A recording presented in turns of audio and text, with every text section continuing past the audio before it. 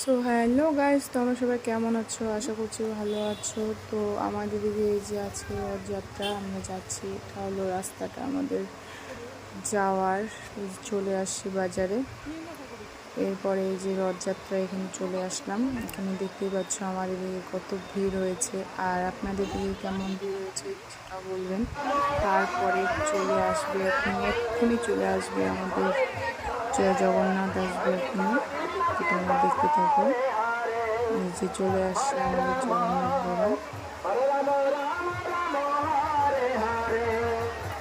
তো আজকের ভিডিওটা এই পর্যন্তই।